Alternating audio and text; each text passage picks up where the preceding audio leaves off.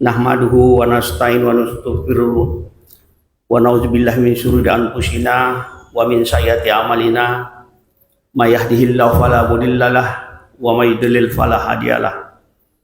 Asyhadu an la ilaha illallah wahdahu la syarikalah wa asyhadu anna Muhammadan abduhu wa rasuluhu la nabiyya ba'dah. Allahumma shalli wa sallim wa barik ala sayyidina Muhammad wa ala alihi washabihi ajmain, amma ba'du. Fa ya ibadallah ittaqullah haqqa tuqatih wa la tamutunna illa wa antum muslimun faqad fazal muttaqun. Qala Allah ta'ala fil Qur'anil Karim, a'udzu billahi minasyaitonir rajim. Bismillahirrahmanirrahim. Ya ayyuhallazina amanu hal adullukum ala tijaratin tunjikum min azabin alim. Tu'minuna billahi wa rasulihi wa tujahiduna fi sabilillah bi amwalikum wa anfusikum dzalikum khairul lakum in kuntum ta'lamun. Shadaqallahul azim. Hadirin jemaah salat Jumat yang dimuliakan Allah. Pertama-tama marilah dengan tiada henti kita mengucap syukur kepada Allah SWT karena hingga siang hari ini kita masih diberikan kesehatan dan kesempatan sehingga bisa hadir di tempat yang mulia dan di waktu yang mulia ini dalam rangka melaksanakan salah satu kewajiban kita di dunia ini, yaitu melaksanakan salat Jumat secara berjamaah.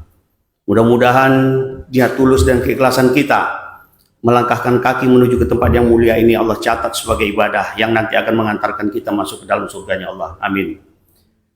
Salawat dan salam tidak lupa kita sampaikan kepada Nabi besar Muhammad sallallahu alaihi wasallam dengan ucapan Allahumma sholli ala Muhammad wa ala ali Muhammad. Semoga dengan sering kita berselawat kita termasuk ke dalam orang-orang yang nanti akan mendapat syafaat dari beliau di yaumil akhir. Amin ya rabbal alamin. Hadirin jemaah salat Jumat yang dimuliakan Allah. Dari mimbar yang mulia ini, khotib akan mengajak kita semua untuk senantiasa meningkatkan iman dan takwa kita kepada Allah SWT, yaitu dengan melaksanakan segala apa yang Allah perintahkan dan meninggalkan segala apa yang Allah larang. Hanya dengan demikianlah kita akan selamat hidup di dunia ini. Hadirin yang dimuliakan Allah, dalam kesempatan khutbah singkat siang hari ini, khotib ingin mengangkat sebuah judul, yaitu perniagaan terbaik adalah perniagaan dengan Allah. Dan judul ini khotib rasa cukup relevan karena disampaikan di sebagian besar mungkin jemaah yang ada pada siang hari ini merupakan para pedagang, karena memang kedudukan masjid ini tidak jauh dari pasar yang mungkin berprofesi sebagai para pedagang. Sebelum khotib melanjutkan, khotib ingin menyampaikan sebuah kisah, yang kisah ini pernah terjadi di sebuah kota Riyadh. Kisah nyata seorang tua yang ketika sebelum memasuki musim dingin, dia masuk ke sebuah pertokoan karpet terbesar yang ada di kota Riyadh. Tujuan dia masuk adalah dia ingin mendapatkan beberapa helai selimut. Dia masuk ke sebuah pertokoan, semua mata menuju kepada si orang tua tersebut. Dari tampilan orang tua tersebut dapat dipastikan bahwa orang tua tersebut adalah orang berasal dari kalangan fakir miskin. Tetapi dia tidak mempedulikan. Semua mata yang tertuju memandang kepadanya, dia tidak mempedulikan itu. Dia terus saja melangkah sampai ke suatu pojok di tempat salah satu karyawan yang melayani tamu di toko tersebut. Sampai di situ dia katakan, "Wahai anakku, aku membutuhkan 6 helai selimut. Namun aku hanya memiliki uang sebanyak 100 rial. Bisakah aku mendapatkannya?" Tentu saja si pelayan toko mendengar apa yang disampaikan oleh orang tua tersebut bingung. Karena tidak mungkin, jangankan 6 helai, 1 helai pun tidak mungkin didapatkan dengan harga 100 rial tersebut. Tetapi pemilik toko yang berdiri tidak jauh dari tempat mereka berdialog langsung mengambil alih pembicaraan. "Oh, ada Bapak. Ada, saya memiliki selimut terbaik buatan Turki. Dan harganya cukup murah. Hanya 20 rial. Jadi kalau Bapak menginginkan 5 selimut, saya akan tambah 1 sebagai bonus." Mendengar penjelasan si pemilik toko tadi, cerahlah wajah si bapak tua tadi. Ia pun menyerahkan uang 100 rial tersebut. Singkat cerita, selimut 6 helai pun disiapkan si pemilik toko, kemudian diberikanlah kepada orang tua tersebut. Orang tua tersebut pergi meninggalkan toko. Tidak lama orang tua itu pergi meninggalkan toko, ternyata dialog yang dilakukan si pemilik toko dengan orang tua tadi diperhatikan oleh salah satu pelanggan yang memang secara rutin belanja di toko tersebut. Lalu dia bertanya kepada pemilik toko, "Tidak salah tuh Pak, minggu lalu saya membeli selimut yang sama di toko yang sama. Bapak menghargainya satu helainya 350 rial. Tetapi hari ini Bapak menghargai kepada Bapak tua tadi hanya 20 rial. Sambil tersenyum si bapak pemilik toko, dia katakan, sungguh tidak ada yang salah. Persoalannya adalah, minggu lalu saya sedang berniaga dengan manusia, tetapi hari ini aku sedang berniaga dengan Allah. Masyiral muslimin, jamaah sholat Jumat yang dirahmati Allah. Dia katakan bahwa, demi Allah tidak ada sedikit pun niatku untuk mengambil uang dari bapak tua itu. Aku hanya ingin menjaga marwah orang tua itu. Jangan sampai dia tahu bahwa aku sedang bersedekah kepadanya. Aku tidak menginginkan sebentar lagi musim dingin yang begitu menusuk itu akan dialami oleh bapak tua itu dengan keluarganya. Begitu juga aku tidak menginginkan kelak di kemudian hari panasnya api neraka melanda keluargaku. Hadirin jemaah salat Jumat yang dirahmati Allah. Kalau kita lihat firman Allah ini, yang tadi dikatakan bahwa berniaga dengan Allah, inilah yang saya ingin sampaikan kepada kita semua. Berapa banyak kita hari ini sebenarnya peluang yang Allah berikan untuk berniaga dengan Allah, tetapi manusia itu tidak pernah menangkap dengan baik. Jarang sekali kita mau menangkap apa yang Allah berikan kepada kita. Padahal kita tahu bahwa tidak ada satu kejadian pun di dunia ini yang tanpa skenario Allah. Semua kejadian dunia ini, bahkan satu lembar daun yang jatuh dari pohon pun itu merupakan skenario Allah.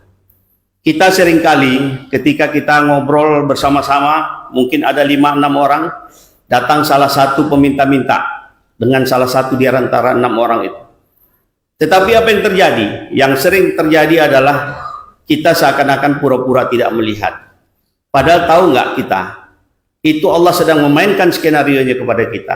Harusnya sikap yang kita perlihatkan adalah kita cemburu kepada dia. Kenapa Allah menunjuk kepada dia, bukan kepada diriku?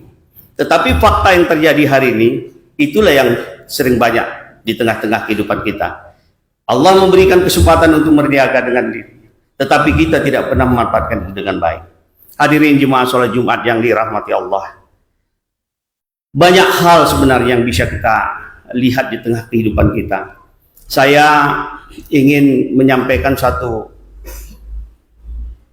kejadian yang sering kita alami. Di beberapa lampu merah biasanya banyak sekali orang menjajakan mungkin makanan-makanan ringan, apakah kerupuk dan sejenisnya, yang kadangkala harganya itu ditempatkan 10.000 tiga dalam satu bungkus. Tetapi sering terjadi kita dengan tanpa merasa bersalah menawar, apalagi memanfaatkan lampu merah yang sebentar lagi akan menuju ke hijau. Akhirnya tanpa merasa berdosa, tanpa merasa bersalah, kita seakan-akan memaksa mereka untuk memberikan harga dengan apa yang kita tawar. Padahal berapalah harga yang kita tawar itu? Mungkin tidak ada apa-apanya bagi kita. Pernah nggak kita terpikir suatu ketika bahwa mungkin saja si orang tua tadi ketika dia membawa kerupuk dari rumah, kita tidak tahu jarak yang dia tempuh menuju ke tempat dia berjualan. Bahkan mungkin kita tidak tahu anaknya mungkin sedang tergeletak di rumah, mengharapkan nanti penghasilan dari penjualan ayahnya untuk bisa mendapatkan obat. Tetapi kita tidak melihat bahwa itu suatu peluang yang Allah berikan kepada kita untuk bisa berniaga dengan Allah. Inilah fakta yang terjadi. Padahal sekecil apapun yang kita lakukan untuk berniaga dengan Allah, yakinlah tidak ada satu perniaga pun di dunia ini yang lebih baik daripada berniaga dengan Allah. Ada sebuah kisah juga saya ingin mengangkat. Yang kisah ini terjadi di kota Tahrim di tanah Arab. Kisah ini terjadi suatu ketika terhadap seorang pemandi mayat wanita. Suatu ketika dia memandikan mayat seorang wanita. Mayat wanita ini ketika dimandikan tanpa disadari mengeluarkan senyum, bahkan cenderung ada suara tertawa. Tetapi karena dia sudah biasa memandikan jenazah, menghadapi hal-hal yang seperti itu, dia tidak merasakan bahwa itu suatu keanehan. Tetapi dia penasaran. Akhirnya dia katakan berdoa kepada Allah, ya Allah, apa makna yang barusan saja terjadi? Tolong beritahu aku. Akhirnya doanya dikabulkan Allah. Malam harinya dia bermimpi, dia bertemu dengan si wanita yang tadi dimandikan ketika siang hari. Di dalam mimpinya dia bertanya kepada si wanita tersebut, kenapa engkau ketika aku mandikan tadi jenazahmu, engkau tertawa geli? Akhirnya dia bercerita, dia katakan bahwa sesungguhnya aku ini hidup sebatang kara. Setiap hari ada kebiasaanku yang sudah bertahun-tahun aku lakukan. Setiap pagi aku selalu menyiapkan makanan untuk 2 orang. Satu untuk diriku, satu lagi untuk orang pertama yang miskin yang aku lihat lewat di depan rumah. Apakah dia tukang asongan, apakah dia tukang pemulung, dan sejenisnya. Ini selalu dia lakukan. Dia menyiapkan 2 makanan. Sampailah suatu ketika, setelah dia menunggu sampai setengah jam, 1 jam, 1 jam setengah, tidak ada orang yang lewat. Tetapi dia melihat ada seekor anak keledai yang sedang mengais-ngais makanan. Akhirnya dia katakan kepada Allah, ya Allah, anak keledai ini kan juga makhluk engkau. Oleh karena itu aku berikanlah makan ini kepadanya. Singkat cerita berjalan, sampailah akhirnya ketika setelah dia meninggal dunia. Pada saat dimandikan jenazahnya, disitulah Allah memperlihatkan segala amal-amal kebaikan yang diterima. Salah satu yang paling atas ibadah yang diterima itu adalah ketika dia memberi makan anak keledai. Itulah yang membuat hatinya geli sehingga dia tertawa. Hadirin jemaah sholat Jumat yang dirahmati Allah. Artinya sekecil apapun yang namanya kebaikan kita lakukan, kita tidak pernah tahu kebaikan mana yang nanti akan Allah ridho terhadap semua kebaikan itu.